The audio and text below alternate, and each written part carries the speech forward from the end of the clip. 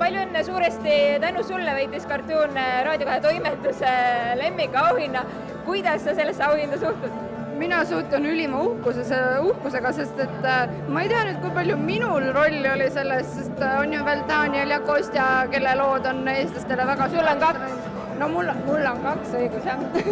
Aga enamasti ikkagi Ago, Hugo, Joosep, nad on fantastilised inimolendid ja mul on nii hea meel nendele, ma olen nii uhke nendele, nii et mul on ainult juhu. Kui palju sa ennast Kartuuni liikmena tunned, sest ikkagi 2 laulu, te lähete kohe Eesti Laulule? Jaa, nad ise ütlevad, et ma olen selline vaikimisi liige isegi peaaegu. Ma ise ikkagi jätaks selle Kartuuni nende teha, sest nad on oma ala meistrid, kui nii võib öelda. Aga mul on väga hea meel, et nad peavad mind üheks nendega, et nad on mind omaks võtnud ja nad küsivad minu arvamust ja mul on ülihea meel osa sellest saada, sest et nagu juba öeldud, nad on nii tublid. No need laulud, kas neid lauldes ise tunned ennast koduselt ja hästi?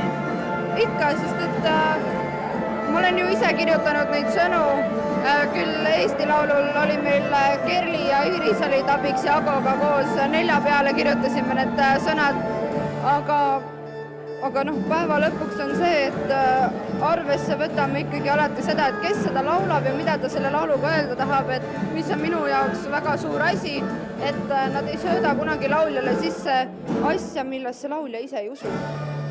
Ja see on väga suur osa sellest ka, et kuidas laul üleüldiselt mõjub. Nii et jaa, ma unustasin küsimuse poole pealt ära. No Eesti Laul on ka tulemas, et kuidas sina valmistud oled selleks? Ma üritan siin pühade ajal väga rahulikult võtta ja lähen hääletrenni, teen natukene ja üritan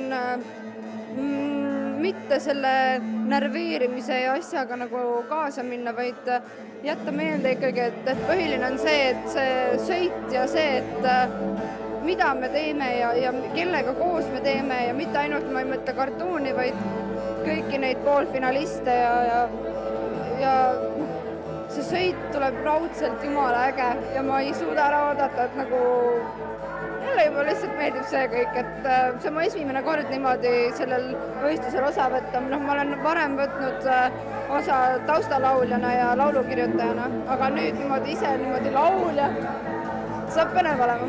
Ma just lugesin ühest Eesti Laulu ankeedist, et tegelikult kui sul oleks valida, oleksid sa pigem tundmatu ja teeksid täiesti anonüümselt oma asja. See ei ole vist korda läinud? Vist ei ole jah, mul on tunne, et ma peaksin mingisugust gorillase moodi asja tegema, kus on videotes ja laval on alati multikategelased või midagi sellist, et palju toredam oleks, sest et asi minul miks ma seda kõike teen, miks ma tegelen laulmise ja näitlemisega ei ole see, et ma tahan ennast tohutult näidata, vaid mulle meeldib näidelda, mulle meeldib laulda. Tuntus on lihtsalt või see, et nüüd inimesed tunnevad, see on selline side effect, nagu võiks öelda, et see ei ole kindlasti minu eesmärk. Ma tahan lihtsalt teha seda, mis mulle meeldib ja mul on võimalus teha seda, mis mulle meeldib, nii et see on mis mul saab selle vastu olla, nii et tuleb võtta kõik head ja vead ja highs and lows ja kõik asjad tuleb kaasa võtta sellega. 2015 on kohe läbi. Kas see pakkus sulle rohkem väljakutseid näitleja või lauljana? Mõlemad tegelikult. Kuigi jaa, ma alustasin ju Padjaklubi, alustasime 2014 ja ta läks edasi ja olid sellised karakterimuudatused, ja mida oli väga lõbus teha. Aga tegelikult peab tunnistama, et muusikuna või lauljana oli tegelikult natukene rohkem asju teha, mis olid uued mu enda jaoks. Jah, oli näosaade 2014, oli 2014, lihtsalt aeg on nii kiiresti läinud, et 2014 oli näosaade, kus sai väga palju asju teha, aga nüüd oli vaja hakata nagu ise tegema asju, mis on ikkagi raskem, tuleb välja. Et mõlemast oli midagi uut. Mida sa uuest aastast oodad? Ma ootan, et inimesed rahuneksid maha ülemaailmselt ja ma ootan, ootan, et armastust oleks rohkem, sest mul on tunne, et liiga palju ollakse üksteise kõride kallal kogu aeg ja ei toetata üksteist. Et nii hipilik ja nii sinisilmne, kui see ka ei ole, et tahaks, et inimesed leiaks selle armastuse ja hoolivuse endast äkki üles kuidagimoodi, sest tundub, et maailmas hakkavad asjad päris kihva keerama, et tore oleks, kui see juhtuks ja jääme ootama siis. Aitäh!